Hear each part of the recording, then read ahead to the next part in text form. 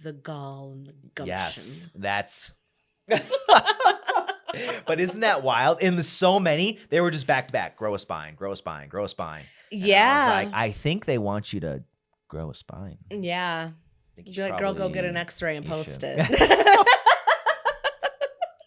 Just empty space.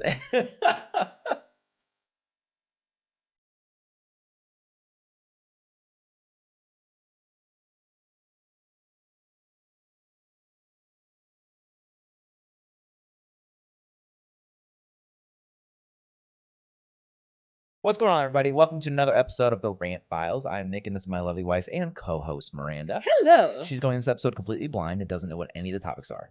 And this week is a pretty special one for us. This week, we have our 100th episode launching, which just so happens to land on a Reality Rants episode. Yeah. And that just so happens to be our very first episode of Survivor Season 50. Mm-hmm. Now, for those that aren't familiar with our Reality Rants episodes, not only are we ranting about the reality competition show Survivor, but Miranda also created a fantasy league that we're going to play as we work through the season. We're even hoping fellow ranters join in on the fun, chaos, and the reality TV trash talk that naturally comes with it. Yes, please come play. I worked very hard on the rules and the spreadsheets. I put a lot of time and effort into this. And this isn't the first time we're doing it. We did it with House of Villains season 3. That's what I was just going to say is that I mean, we said it before in those episodes that was really like a test for the game. And I mean, the game, it even like just came about because I didn't fucking prepare. Let's be honest. I didn't prepare for like how I was going to structure my episodes for that. Yeah. So when I got to the end of the first episode and it just ended on a cliffhanger, I was like, I got fucking nothing to talk about. So that's how the game came about, and luckily it did because it has been improved. Yeah, for and Survivor. It's a legit fantasy league, so we actually do our own drafts. People are eliminated, so you lose those people. You get points along the way, and all that good stuff. So maybe even the fellow ranters can join in with their own fantasy brackets if they really want to, which we are going to have a downloadable Excel spreadsheet for that, right? That's what I was talking about just now. I have, obviously, me and you have our own separate spreadsheet, and then I'm going to be uploading, and I can put out a link to it also for a downloadable one. Full disclosure, also, you cannot use this spreadsheet in Google Sheets. I don't know why. Well, we can get into that the other episode. I don't let me rant real quick. I don't fucking know why. I'm tired of fighting with it. I was fighting with that spreadsheet all day yesterday. Yeah. Open it in Excel and it will work perfectly fine. I don't know what's wrong. There will also be a customized championship belt for the winner of the fantasy league, which we actually have en route right now. I think it comes in, like the 19th or something like that. Yeah. So we'll be able to show that as well. But anyways, I thought it would be appropriate for this week's theme to be reality TV. So in honor of our 100th episode that releases on May 21st, our Rant or Rave and Maybe It's Not That Bad segments will be reality TV themed. Your favorite. I'm so excited. But before that, it's time for our first Am I the Asshole? So this story is titled, Am I the Asshole for Secretly Buying a House Behind My Mom's Back After She Stole the One I Spent Years Paying For? I thought that was going to go a whole different direction, honestly. Start. I thought you were going to say behind my wife's back, and then it just... From the point where you said mother, I was like, I have no idea what to expect. So go ahead if you want to say that again. Sorry, one more time. Okay. Am I the asshole for secretly buying a house behind my mom's back after she stole the one I spent years paying for? For context, my husband and I have a rent-to-own agreement with my mom's husband while they were married. The understanding was that once the house was fully paid off, it would become ours because we were paying the mortgage, taxes, and upkeep. After their divorce, my mom had nowhere to go, so I let her move in with us while we continued paying for everything tied to the house. Mortgage payments, utilities, repairs, furniture, groceries, basically all household expenses. My mom only covered her phone bill and credit cards. But when the house was finally paid off, everything changed. She cried and she said she had nothing to call her own and that my husband and I were young enough to buy another house someday, so she deserved to keep it. I didn't want to destroy our relationship, so instead of fighting her, I started looking for another home. The problem was that every time I mentioned buying a house, she immediately discouraged me. She'd tell me the economy was terrible, interest rates were too high, and I couldn't afford it. She was living her best life traveling while I paid all of her bills. My husband and I secretly started the process of buying another home, got approved, closed on a house, and got the keys without her knowing. I finally told her after closing when we already had a move date. Ironically, when I brought it up casually, she interrupted me with the same speech about how irresponsible buying a house would be. I let her finish and then told her, actually, I already bought it. We moved this weekend. She lost it, accused me of betraying her, and refused to speak to me. We still deep cleaned her old house room by room while moving out because she was out of state visiting family. One evening after cleaning all day, we left, and minutes later, she sent me a message saying she had just arrived home and was disgusted that we left her house in shambles. She also refused to let us retrieve some of our belongings from the garage, claiming anything left behind was now hers, which is not how that works. No. Then she started telling family and friends a completely different story. According to her, she had generously let me rent her home cheaply, and I repaid her by abandoning her financially and stripping the house of furniture. The furniture she complained about was literally ours. Months later, she finally visited my new house and criticized everything from the fixtures to the curtains. Then, after insulting the place, she looked around and said I, her, deserve this house. It's been a couple years and things are calmer now, but she's currently in major financial trouble and keeps hinting that she should move onto my property in a trailer because she's getting older. My husband and sons already help maintain her property because she physically struggles to keep up with it. But she wants the house, right? Be careful what you ask for. She keeps hinting at selling her house and bringing a trailer to my property, but I keep telling her no. So am I the asshole for any of it? Absolutely not. I would be like, go ahead. I think it's a great idea if you sell your house, Mom, and then take your trailer elsewhere because you're not staying on my property. We played this game once already. No. No. Fool me once, shame on me. Fool me twice, shame on you. Do you have any thoughts for the first part of the story? This one's going to throw a ringer at you. So we try and they paid off this house. Everything. Yes. So they were in a rent-to-own situation with OP's father, correct? Is that what they said? With the mom's husband. Oh, with the mom's husband. Yep, okay. For context, my husband and I had a rent-to-own agreement with my mom's husband while they were married, and then they got divorced. Okay. And so that's why I don't understand how it was even possible for her to just be like, this is my house now. Like, did you just willingly sign all your shit over to her? Or like, how did this happen? It sounds like she just walked away from the deal. Well, even so, like, yeah, I understand that's your mom and clearly you were trying to like keep things amicable in your relationship, but like, you got to stop. You have got to stop.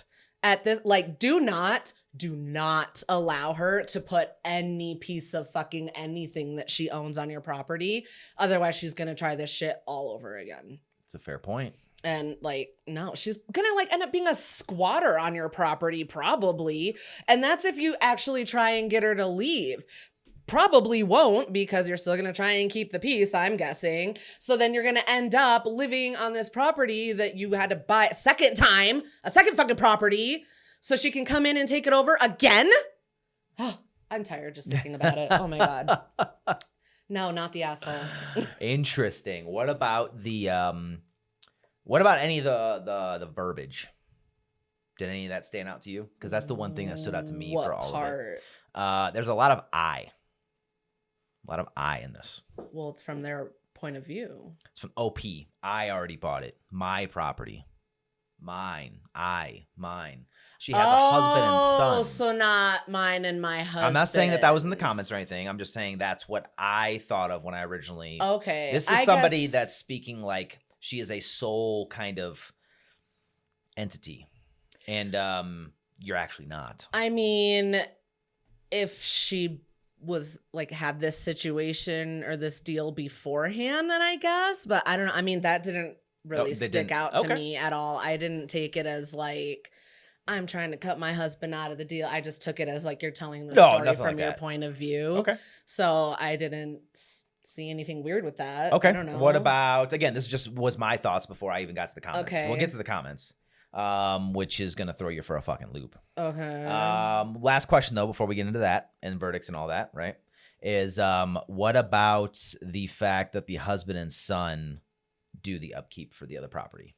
The property that they I think that's wild. That's what I'm saying is like you're trying to keep the peace in your relationship. But that's part of what I'm saying is that you need to stop. Like she's clearly just been taking advantage of you guys. She's going to continue taking advantage of you guys. And it's just going to get worse if you let her on your property. They even talk about, or OP even talks about, she was living her best life traveling while I paid, again, another I. Yeah. While I paid her bills. And then there was another one where she was traveling to see family. Yeah, I think she was traveling to see family when they closed on the house and all that. Yeah. So she's just living her best life, while somebody else then does everything. Then continue living your best life, mama. Head on out. Well, now she's, major financial trouble. Keeps hinting that she should move on to my property in a trailer because she's getting older. I think it's interesting how you lived so luxuriously while stealing someone else's home and getting them to pay all of your bills. And now you're suddenly like, oh my God, I don't have any more money. Yeah, because you spent all of your fucking money traveling while somebody else is paying your bills. Yeah. Like... Exactly. Hello, consequences. What is your verdict? Absolutely not the asshole. I don't think. Okay. No, not for. Okay. If anything, you're an asshole to yourself because you need to cut this shit off. This is okay. You are very clearly being taken advantage of. Okay. But in regard to like the situation with your mom, I don't think you're the asshole. Okay. So before I got into the comments, mine was leaning a little bit. I was torn, right? Because the I and the my is what stood out to me. I guess. And there's just a lot of I's, right? So that was kind of where I was leaning. But I was like, well, because of the situation, like you're being taken advantage of and stuff like that. Yeah, so I was leaning a little bit more towards not the asshole. I guess I just figure because she's talking about her mom that maybe that's why she's more like sole focus on herself and not like her and her husband, because maybe she's the one that's primarily dealing with I get it, with but her mom. Just the language is actually I already bought it. It's just a lot of I and mine and stuff like that. I didn't see a problem with it. But the overall Reddit verdict was absolutely 100%. You are the asshole. Really? Yes. Like an overabundance of it. You're the asshole. To yourself, to your husband, and your sons. Your mother is a leech. She is selfish, unkind, and honestly, she doesn't like you. Cut the cord. You are enabling a grown woman who literally doesn't have a mortgage. She can sell her house that you paid for if she needs money that bad. Yeah. The next one is you're the asshole. You let her steal a house from you for no reason. Grow a spine and sell it. Enjoy the fruits of having paid for it for years. Your mom is horrible. Yeah. And that's kind of where I was leaning too, is because like you had a contract. You had an agreement. That's why I was saying, like, how the fuck did this happen? You let her do it to you. Yes, that's why I'm saying, like, you, exactly like they said, you need to grow a spine. This is not only with your mother, but like if you let her walk all over you like this, how the fuck are you letting other people treat you? Oh yeah, I don't know. Like, I'm not sure. This is insane. I mean, typically your parents are the blueprint for like how you allow people to treat you and stuff like that. Maybe. I think if anybody is acting like this, it's probably her, just because of her verbiage and how she talks in the post. Is that I think this is her personality. OP, not the mom. Yeah, OP. no, that's what I'm saying. Like, I feel there's got to be, obviously, there's a much deeper history that we don't have. But there's something in there that, like, some kind of trauma or something that is causing you to put up with this, because my fucking God. And even after all of that, you're still taking care of. That's what the fact that you're sitting here asking if you're the asshole after you've put up with all of this. still taking care of the property. You're still in communication with this person, which is insane. Now, this is the biggest one. This had a lot of upvotes, a lot. Okay. Now, most of the comments were "you're the asshole" and "grow a spine," but this one stuck out the most to me.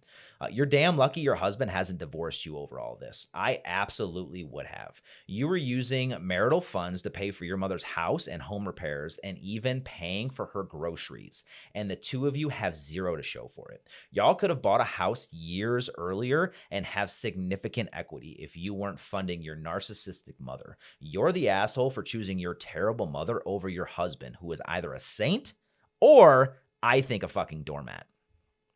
That's a really good point. Because I this like that is comment. because it's insane. Like how I would have fucking divorced when you phrase it long ago. Yeah, when you phrase it like that, you are the asshole. Absolutely. In regards to like everybody else that's involved in this situation aside from your mother, you are the asshole because you're making them have to put up with this shit too. But in the like situation between OP and mom, still not the asshole. Not only that, but you went through everything you just said, right? All that stuff. But not only that, on top of it, you're sending your husband and your son to go take care of that fucking property that you've been paying for this whole time. You are absolutely the asshole. Yeah. I mean, and you should be honestly like, if you want this so goddamn bad, you go take care of your mother. Get the fuck out of my face. I'm taking me and my son out of here because you have lost your goddamn That's what I was going to say too, is that if I was the spouse in this situation, I'd be like, first of all, you just fucking handed our home that we just paid for over to your mother. So that's like, 100%. That's literally strike 2. We're skipping strike 1.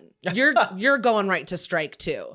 And then if you asked me to continue to like take care, do all this stuff, knowing damn well what she's doing, how she's treating you, how she's treating all of you.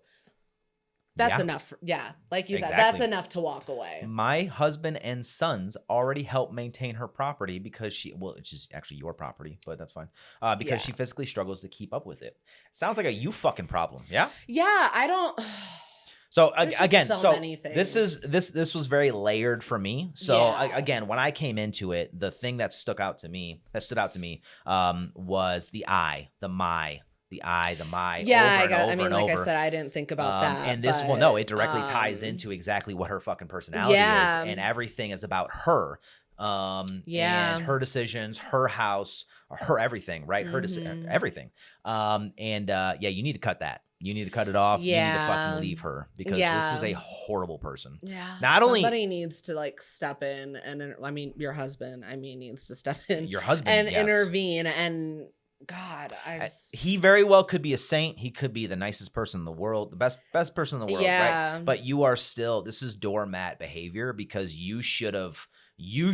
I don't give a fuck if it's your mom. We are not doing this. Honestly, the house, like, I take back what I said about strike 2. That would have been strike 3 for me. I'm not even gonna lie. A lot of strikes in here. I'm not even gonna lie. If my home, you just fucking give it to someone else, my home. Mm-hmm. One of us is sleeping on the street, and it's not going to fucking be me. No, fuck no. I'm just saying. No, you used our money to pay for 2 homes, and we only have 1. Absolutely fucking out. Like, yeah. I mean, I still stand by the not the asshole for like refusing to have your mom move on to the property. But I definitely agree with that last comment that like you are absolutely in asshole territory in regards to your husband and your son and then yourself too. Like, you have got to stop. Yeah, 100%. And again, like this right here, she was living her best life traveling while I paid all her bills. Bitch, what? That is our money. You aren't paying for shit. I could... Like, and that's like I said, this was just that's where it began. I didn't take it too seriously because I thought maybe that was the thing, right? Yeah. Where she was just like, because it's her mom, that's why it's the I, the my, stuff like that. I mean, but as you dissect this story, this personality, no, she absolutely means I and my. It's very focused on like how it's affecting you and your relationship when you're with your mother. I already bought it. You really should be considering a lot more about your husband and son. Yeah. Especially like I wish we could find out if she works or if she's like a stay-at-home mom. Because if it's the husband's money, yeah. you got me all the way fucked up if you're gonna spend my money like this. Yeah, like that would be you pretty can get out of both of my houses. Both of you can get out of both of my houses. Yeah, and figure it the fuck out. Because that's insane. The gall and the gumption. Yes, that's. But isn't that wild? In the so many, they were just back to back. Grow a spine, grow a spine, grow a spine. And yeah. I was like, I think they want you to grow a spine. Yeah. Be like, girl, go get an X-ray and post it. Just an empty space. All right, let's get into some rant or rave. That just made me think. I don't know why. It just made me think of Jackass when Ryan puts that car up his ass. Oh, God. Anyways, let's get into some rant or rave. You know the deal. You get 4 choices, and we'll see which ones you want to rant or rave about. And we're back to our reality TV theme. Yay! This week, you forgot all about it. I did. This week, we got dating reality shows, elimination ceremonies, reality TV confessionals, cliffhanger endings. You want to go down the list? Probably should. Okay. So this is Rant or Rave. Don't forget. Yes. Dating reality shows. Rant or Rave? Honestly, I think the only dating reality show that I've watched in recent years has been Love is Blind. Okay. And that was, I watched the first, how many seasons are they on now? I don't even know. I think I watched the first 4. Okay. Something like that. But yeah, I haven't really You said the only good one was the best one was the first one, right? Yes. Yeah. Lauren and Cam forever. They're so cute. But since then. No, I don't really watch dating TV shows. Yeah, I back in the day I watched Flavor of Love and Rock of Love. What about the overall concept though? If you take the actual individual shows out of it, just the concept of dating reality shows, what's your I don't really care for them. No? I think it's very, very rare that you've people really truly find their person in these dating competition shows.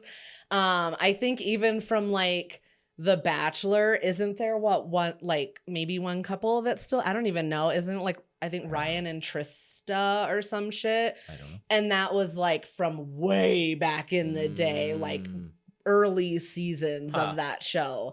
So it really seems like in the first season of these shows that there is a lot more authenticity. Yeah, a lot more authenticity and genuine attempts at finding love, finding their person. Yeah. But then when people the show airs and these people start getting all this exposure, they get brand deals, all these things. That's when more people start applying for these shows that they just want to get. Yeah, they just want the exposure. That's clout, right? Yeah. I mean, that's just, that's what a lot of reality TV is also. You see somebody that they were given an inch and they took that shit 3,000 miles and you're like, I'm next. So I always thought it was crazy too that I think it's Love and Blind. Love is Blind is the one with the boxes, right? Yes, the pods. The pods, and they get married within a week or whatever, right? Yeah, I think it's no, it's within a month or 2, something like that. They have, I think, a week in the, I'm trying to explain it, but I think they have a week in the pods, and then they're literally going through dates all day long, for hours at a time. And then after they have that first week with they do, whoever's going to proposes. And then I think they typically go to Mexico for, I want to say maybe that's a week as well. So it's kind of a pre-honeymoon or pre-wedding trip, so they can have that's when they first get their first intimate time together, in person. Because before that, they're just in the pods. Right before their wedding. Yeah. See, that's what I mean. This is an insane. This is why a lot of these relationships don't work out. Because it's just it's. That's what I'm saying. But you can clearly see the difference between season 1, how everybody acted on there, and then I guess maybe you could say between season 1 and season 3. I don't fully remember season 2. I'm not going to lie. But I think that maybe those 2 were filmed back to back. So the season 2 people, they didn't see the reaction to season 1. Oh, okay. So I think that they were still pretty authentic about it. But then as you get into the later seasons, it's clearly just people that are trying to get famous. Like, I think that's what most very obvious. I think that's what most of these shows are, is just kind of people go on for clout instead of love. They just want their 15 minutes of fame. Exactly. So it gets really hard to like fully enjoy the shows. And I mean, even like I said, back in the day, I fucking loved Flavor of Love and like Rock of Love, but those were just straight up trash reality TV, the best kind. So would that be a rant or rave for you? Probably a rant, honestly, just because, like I said, the only one that I've ever like really enjoyed in recent years is Love is Blind. And even that was only like especially the first season. Yeah. So that's fair. What about elimination ceremonies? Like across the board for like competitions or like dating shows, or I mean, I wasn't just specific. Probably just eliminate. I guess the ones that we're most familiar with is the elimination ceremonies for like Survivor or like any of those competition shows. I mean, that's usually where, well, not usually, I guess. That's where you definitely get a lot of drama. I'm trying to think. I don't think I have ever seen like, I think it's called a rose ceremony on The Bachelor or The Bachelorette. I don't think I've ever seen a full episode of that show. I'm not going to lie. And then what else is there? There's no eliminations in Love is Blind. And then like House of Villains, I liked that elimination ceremony, how they, the setup in the strongholds and then they like banish them to hell. Do you like the elimination ceremony better in House of Villains with a comedic relief? Or do you like the more serious tone that Jeff brings in Survivor? I definitely like the comedy that House of Villains brought, but I think that I like the tension and the suspense and build up and like everything that comes into it with Survivor. Yeah. Especially like when you get into blind sides and stuff like that. Like, I mean, I guess I don't know if I was going to say this on my episode, but like I haven't watched a whole lot of Survivor in recent years, but like back in the day, man. We binge watched like 10 seasons. Like, yeah, I don't remember all those. Not that long ago. It was a few years ago. Yeah. But I'm saying like I haven't like consistently watched as it's aired and stuff like that. Okay, got it. So but from, there are definitely some that you're just like, holy shit, I was not expecting that. And it's a lot. The stakes are so much higher than for House of Villains. So I think that's why it's just that much more exciting. Stakes are higher? Oh, then you said. Yeah. Yeah. Well, I mean, it's 200,000 to $1 million. Well, that's what I was going to say. You got a bunch of like semi-celebrities fighting for $200,000 versus like regular everyday people fighting for $1 million. Yeah. Like, yeah. So it's not surprising that Survivor has a much larger budget though, because they're going on season 51. Yeah. And House of Villains is going on possibly season 4. Yeah. So that's probably the huge gap right there. I definitely like the blind sides and everything like that, especially with how the host, especially Jeff, always kind of not pokes, but kind of interviews. Yeah, right? No, he's a phenomenal host. He's so good. And I mean, like I talk about it. We'll talk about it too. What do you think about what do you prefer when it comes to, before we move on, what do you prefer for the elimination ceremonies when it comes to actual voting? Do you like the paper handwritten where they have to write the names, or do you like the more House of Villainy touch where it's the tablet, they select and then they flip it? What do you think?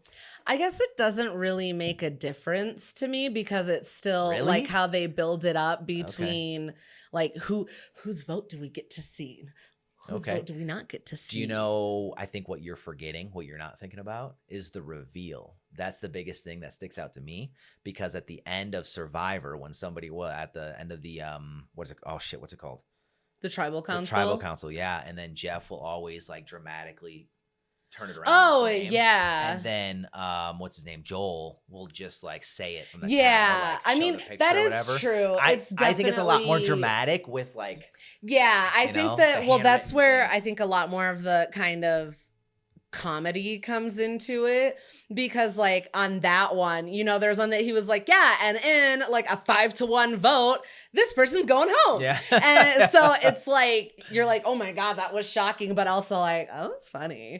But yeah, I mean, I do definitely like the elimination process for Survivor, especially because like at the end, I don't know if they do it for every episode, but so far at the end of the episode after the tribal council, because they don't show who voted what, right, they do that in like the end credits. So after the person goes home, then they go through, because everybody does like their little spiel for the camera. Right. They choose which one they're going to show and all that. So that way you do kind of see like, oh my God, was there a betrayal? Or like if it's not obvious or something like that. So I think that might be something that we're going to have to look out for. I think so, yeah, because that's going to be betrayal right there. Yeah, we're going to have to make sure that we keep an eye out for those votes. What about reality TV confessionals? What do you think about those? Most of the time, they're fucking hilarious. Honestly, I'm not going to lie. Confessionals are probably one of the best parts of reality TV. Sometimes I wonder, like truly wonder, how they shoot those. I think they do it all after the fact. Well, they will watch the episodes and so, and then they have to, or like the producers give them a recap or something. Oh, okay. Or yeah, because like I've always wondered that, because there's times where like it's, you know, something super emotional or something like drastic happens, right? But then when they're talking about it in the confessional, they're very calm, and it's like, it's almost like they've already worked through it. No, like they haven't experienced it yet. Oh, but obviously they have, because this is they're filming this after the fact, and then once the event happens, then you see their reaction. You know what I mean? I guess it's always blown my mind how that works, because like you have to take yourself back to before, like the event happened, after it happened, which is weird to me. Yeah, but I don't know. I mean, like I've seen on Vanderpump Rules that sometimes it's not like breaking the fourth wall, I guess, but sometimes they'll be in the confessional and like you hear a producer say something to them. So I don't know if it's like an interview style, or depending on the different show, or I don't know if they'll like ask them or just be like, remember this thing that happened, walk us through this or something. But I think that happens all the time. It's just they keep it, if it's I think it's just all after the fact. Yeah, exactly. Yeah, but there are some really funny confessional moments from like reality TV that so it's a rave for you. 100%. Okay. What about, I think I know where this one's going, cliffhanger endings? Ugh. This is why everything needs to be on streaming, so when it's a cliffhanger I can be like, oh my God, next episode. But it doesn't. I'm impatient as fuck. But it doesn't keep you. I know. Wanting more. So I mean, I get it. I do want more. I want it right now. Well, I know. So not a fan. Rant. God. Oh God. All right, time for our next Am I the Asshole? So this story is titled, Am I the Asshole for Asking My Boyfriend's Dad to Leave My House After a Fight Over the Toilet Seat? I, 28 female, recently bought my first house. It's older and could use some cosmetic updates, but it's completely move-in ready and was actually priced significantly lower than the comparable homes in the area, which is a big reason why I bought it. From the beginning, my boyfriend, 27 male's dad, has been pretty negative about the house. He repeatedly told me I overpaid, implied I was stupid for buying a house that needed so much work, and generally made comments that rubbed me the wrong way. Recently, they were both over at my house. At one point, I went into the bathroom and noticed the toilet seat had been left up. So I came out and jokingly said, okay, which one of you left the fucking toilet seat up? I meant for it to sound like teasing/ribbing, even though I did mean it, kind of how guys joke with each other. His dad kind of laughed and ignored me at first. A few minutes later, I brought it up again and said, okay, seriously though, please put the toilet seat down. He refused. We went back and forth a few more times, and every time he refused and started making comments about how I was stupid for not knowing how to use a toilet because I could just put the seat down myself. He also implied that it was my job as the woman to do it.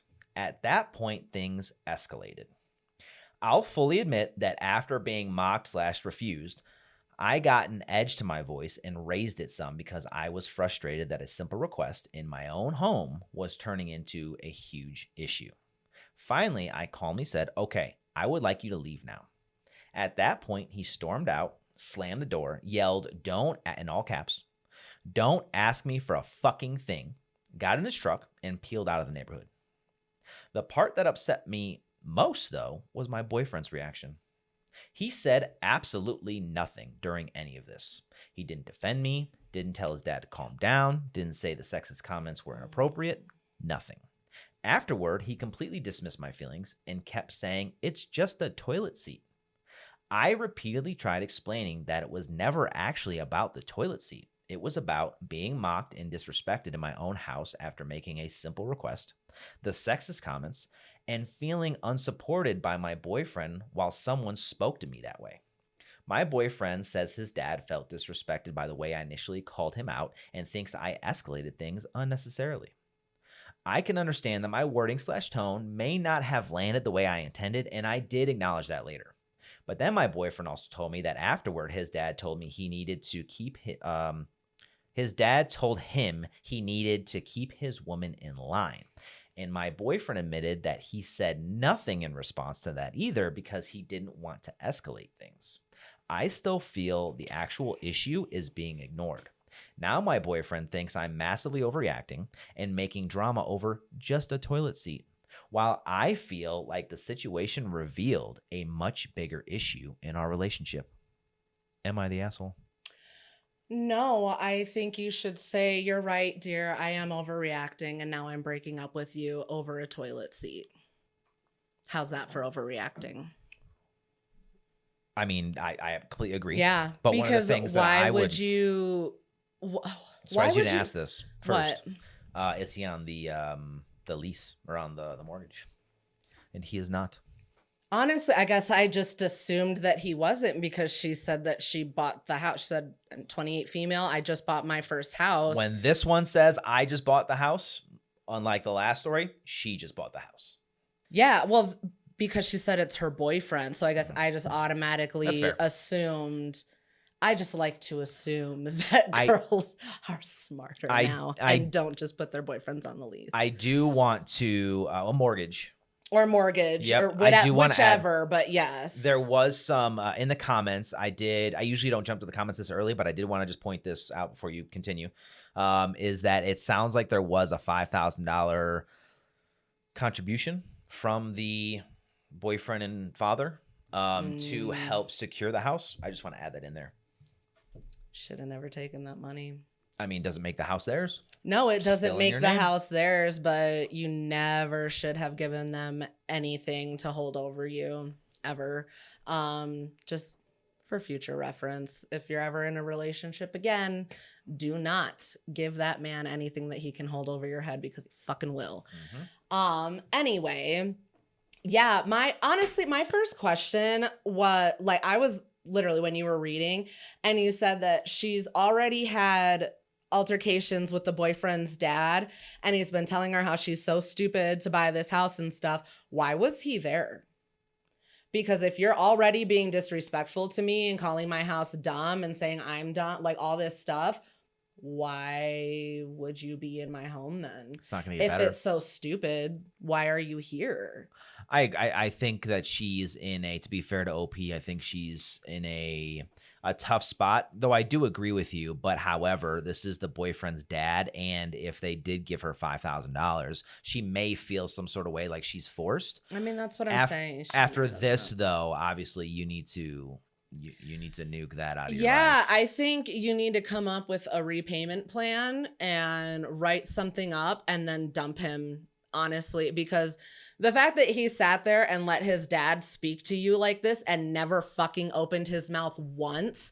And then when they were alone, when he could have said something, been like, hey, that was kind of fucked up. Like, oh, if you don't want to escalate, you don't want to call your big bad daddy out in front of your girlfriend, you could have said something when it was just the two of you. You still chose to shut the fuck up. So why don't you continue doing that and get the fuck out of my house? Yeah, that's exactly. Absolutely. I would argue that you shouldn't even wait to pay it back. You should. No, that's why I'm saying I would draft something up, like get whatever kind of legal thing you need, have it in writing, be like, here is my repayment plan. It will get done. This is a legal document. You and I are finished though. Yeah, you should definitely consult an attorney for sure. Yeah, because I mean, first, not only...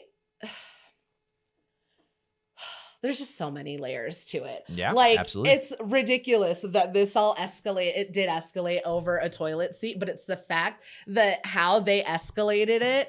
And even when you were still trying to like, oh, haha, it's a joke or whatever, you know, like never once did anybody try to see your side. They basically just shut you down, told you to shut up. Is this the family that you want to marry into? Is this the family that you want to be tied to for the rest of your life? It might have started from a toilet seat, but I think it exposed a lot more that was going on underneath the surface of this relationship. But that's what I'm saying is like this type of behavior. This is how they act over you talking about how they need to put down a toilet seat. What's going to happen when you guys have differing opinions on like politics or religion or decisions with your kids or God forbid you want to move again or a job, anything. You're always going to have this man right there behind your boyfriend in his ear telling him how you're so fucking stupid and he needs to keep you in line.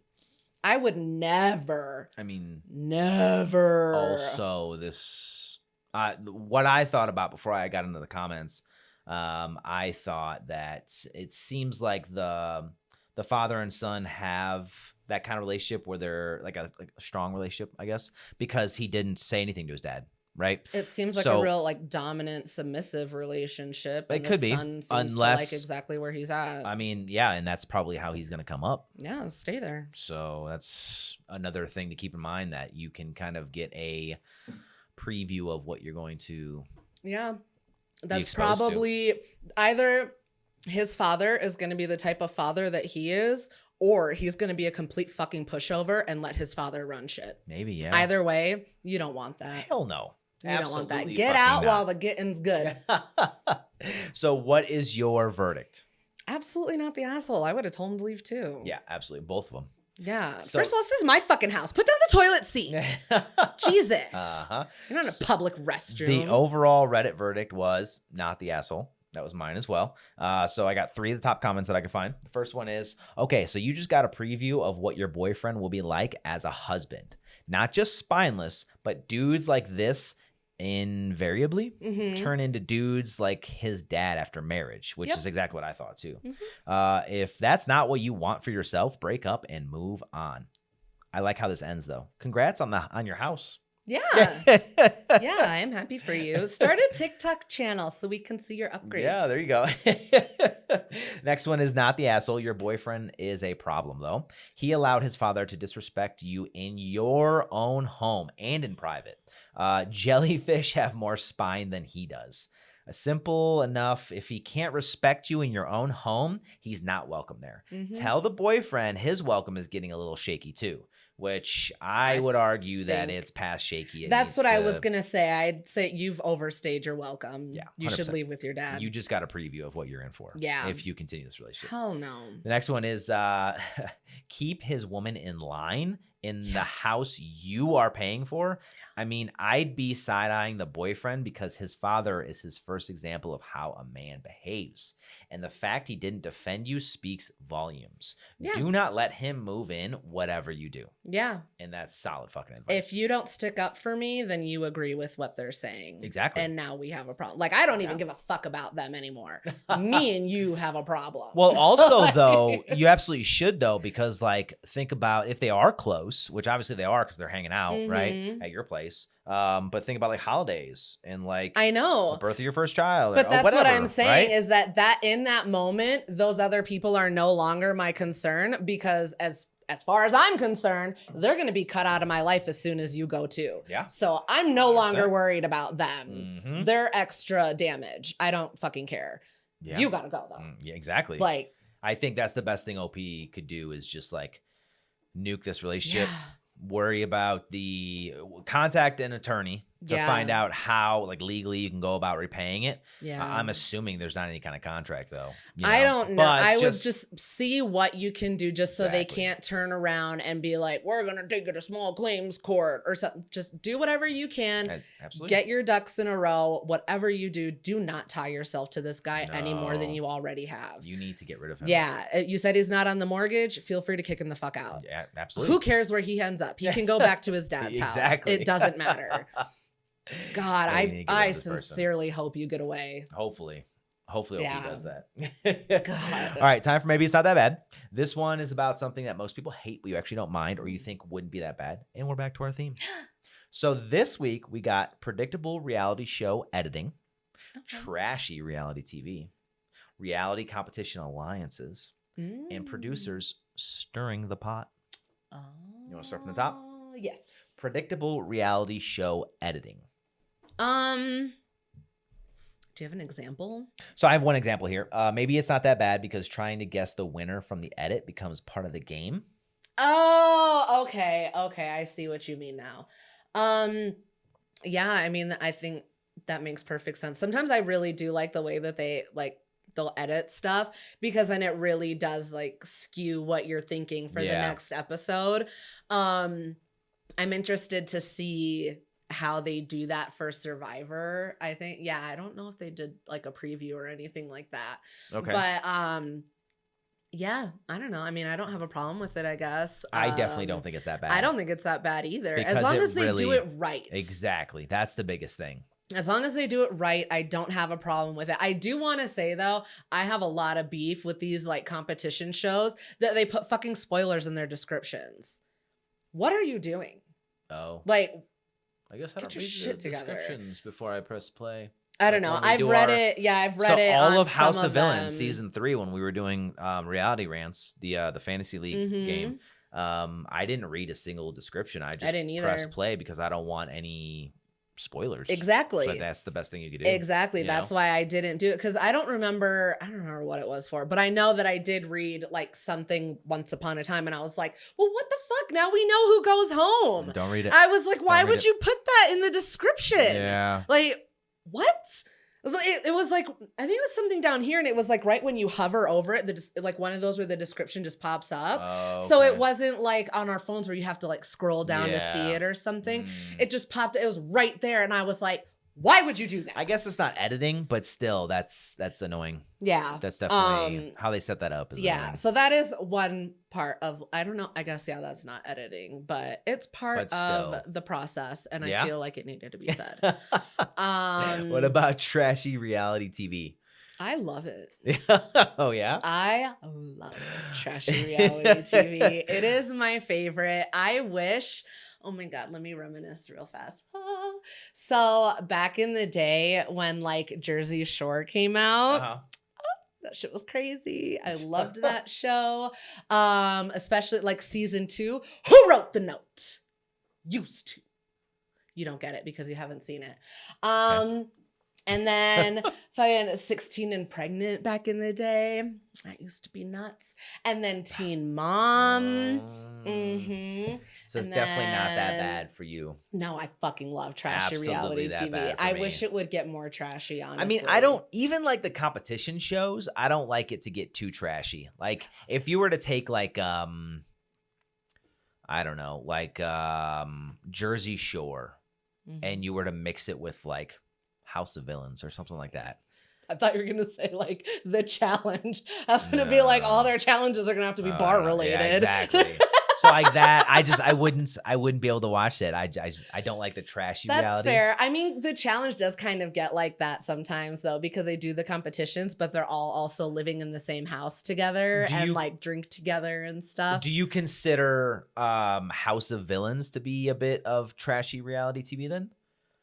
Because you just described really. House of Villains. They live in the same house. They drink together. They do everything together. It got like a little trashy the night that they had that pool party, but like, okay. I'm talking about like sloppy, messy drama. Like people are like hooking up and then getting mad at someone for kissing someone else, and then they have to go and compete, and they end up being paired up on a team together, and God. Like. That's messy. Fucking messy. Jesus. It's so good. God. What about... I feel like my smile turned into like a Cheshire cat smile. God. You ever seen the movie Smile? That was you. God. What about reality competition alliances? What do you think about those? They're definitely interesting. Obviously bring the drama, especially for when people like betray their alliances and stuff like that. So you like the betrayal more than the actual alliance itself? No, I like both. I obviously it's like juicy drama if they do, you know, like if there's a reason behind the betrayal and then it comes out and, you know, they find out that like somebody in their alliance betrayed them first. So then they're like, oh yeah, we're still all buddy. And then they wait until the vote and then they're like, get out of here. So I don't know. I mean, there's that. What else? For me, the reality competition alliances, they don't hit as hard for me. They don't mean as much to me after the start. For some reason, it just doesn't. Like when you talk about like the alliances and stuff like that, when we were going through House of Villains, like the later kind of alliances, they mean, because for me, it's all about the game. It's literally all about gameplay, which I respect. I acknowledge it, but it just means less to me personally watching it. But I am absolutely for the reality competition alliances when it comes naturally and it's from the jump. So case in point would be like House of Villains with the Vanderpump. Tom and Tyson? Yeah, Tom and Tyson, yeah. Oh, yeah, they were lovers the entire time. I love it because it's authentic. Yeah. And especially like even when it becomes a little rocky, because you got to appreciate the situations that they get put in, especially with Tyson in that tight spot that he was put in, because like he wants to stay in the game, but he wants to still keep his alliance. But he had to, when he was in front of, I think it was Kate, and he had to kind of lie a little bit. And, you know, he kind of had to put his alliance to the side for the sake of the game. But then he's like, I feel really bad about it. And he kind of brought himself back. Yeah. That is raw, authentic fucking friendship. And I love it. I love it, especially when they stick with it and they don't betray. Exactly. You know? Yeah, it's definitely a lot more entertaining when it feels like a genuine friendship, you know, where it's not like, oh yeah, we're just aligned for the game. Like those are the ones that I always kind of like, all right, something's gonna go down here. But when they like genuinely seem to like each other, and I'm like, I'm really rooting for your alliance. Just so I hope nothing comes between you guys. I agree. I love seeing it, but at the same time, it's a huge vulnerability. Yeah, it's a huge weak point. It's a huge weakness because people look at that and they're like, "Oh, they'll do anything to save them or like whatever." They're like, "Oh, you guys are a little bit too buddy. Yeah, when do you guys have to go?" Exactly. Yeah. So then you become a target. So like you love this. I love to see it. But it's almost like, well, fuck, you guys aren't gonna last long because everybody's gonna see that as a threat. Exactly. So yeah, that's always the hard part with Alliance, or I guess not even the hard part. That's always the interesting thing though, too, is seeing the reactions to the alliances.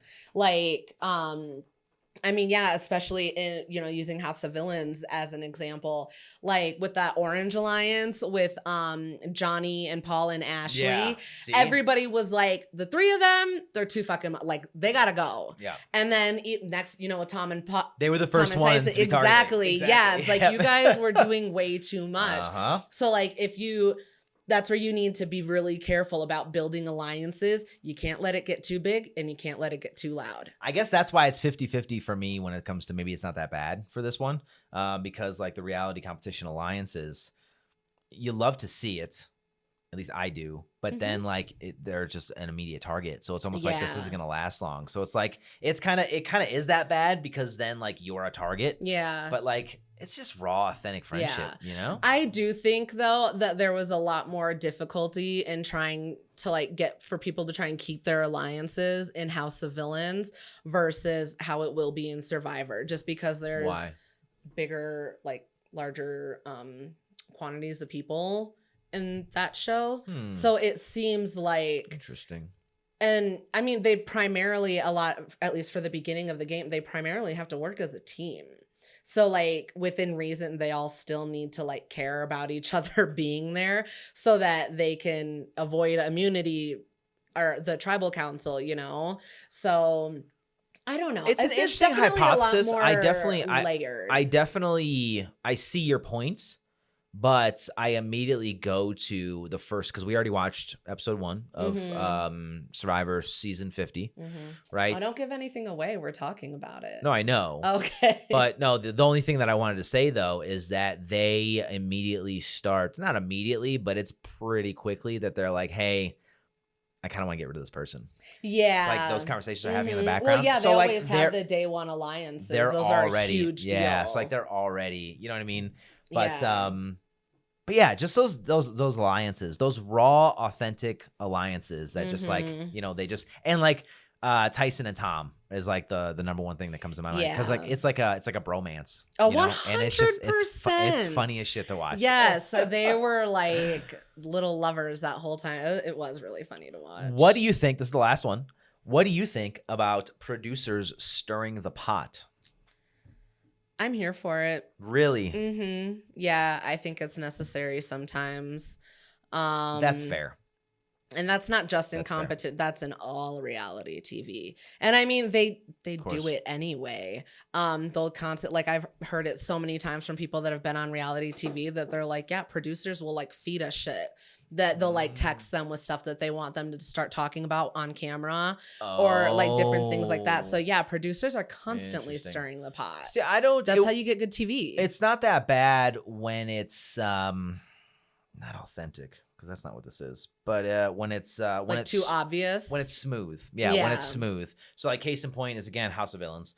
Is that the notebook. When Kate finds the notebook outside, how that was set up was so fucking corny. Awfully convenient. It was stupid, right? It was just like, this is a plant. If I can tell that it's a plant, I'm not here for it, right? So you're stirring the pot, and I can appreciate it because like it shook up the game. No spoilers.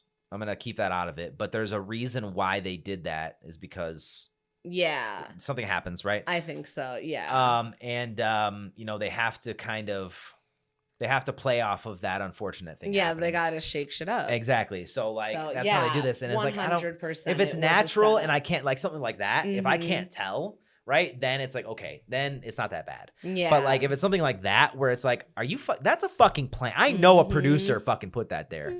And then they orchestrated this whole event. Like that is that bad, because that's just corny. That's fair. That's fair. When it is, when it's too obvious, you don't need to do all. At least pretend it's authentic. Or at least just be fucking for real. Just show it on camera. Yeah. Just make your TV show better and just show how you guys are setting shit up.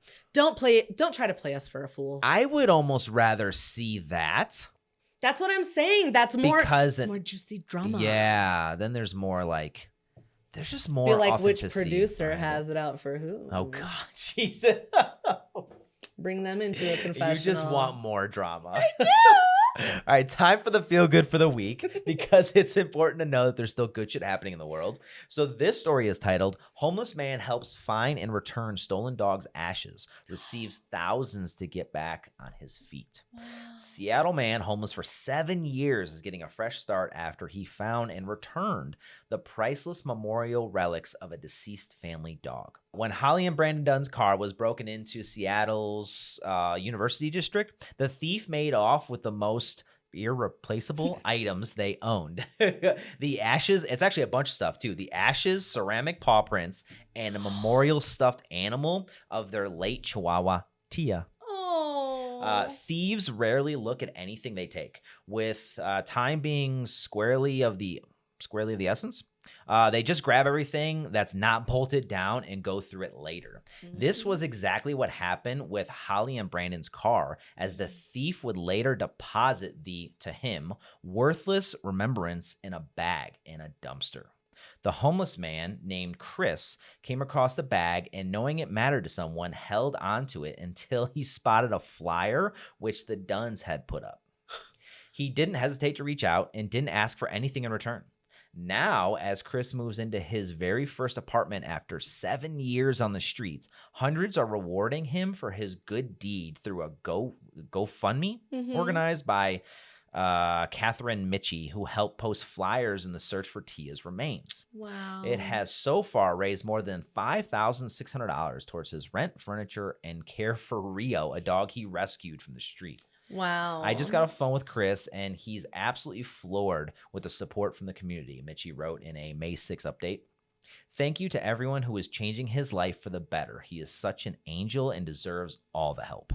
Wow, that's really sweet. Isn't it, though? Yeah, I really hope that now that he has an apartment, that is like a really big push towards him being able to get like employment and stuff like that. Hopefully, yeah. Because I mean, that's always a huge issue, you know, for people that are on the street that don't have an address to put down on shit. So that's why nobody wants to give them a chance. Exactly, yeah. So hopefully this helps. Yeah. 7 years on the streets. I know. That's insane. Yeah, that's what I'm saying, though, is like once you're there, it's so fucking hard to get out. And he seems like a really good guy, too, because not only did he find, I mean, he could have easily just like saw that in the dumpster and just fucking left it. Yeah, he could have just been like, ooh. Yeah, but like he took it and then held on to it until he found who the owners were, I guess. And then he also helped Rio, a dog he rescued from the street. So like he definitely deserves this for sure. Yeah. I'm glad that I'm glad that he's getting that good karma back to him. Exactly. Before we wrap up, we want to let everybody know, we want to hear from you, whether you agree, disagree, have some topic requests, or maybe have your own Am I the Asshole or even a feel-good story. We want to hear about it. So feel free to drop a comment, send us a direct message, or email us. All of our links and information is available at our website, which is therantingpodcast.com. Anything you want to add before we wrap up? Come back on Thursday for episode 100. That's May 21st, I think I said. Yeah, Thursday. Yep, May 21st. Yeah. That's going to be episode 100. Yay. Come back. We can all shake our tits together. Oh, God. All right. That's it for us. If you like the show, feel free to like, share, and subscribe. And we'll see everyone next week. Yay. Okay, bye. Okay, bye.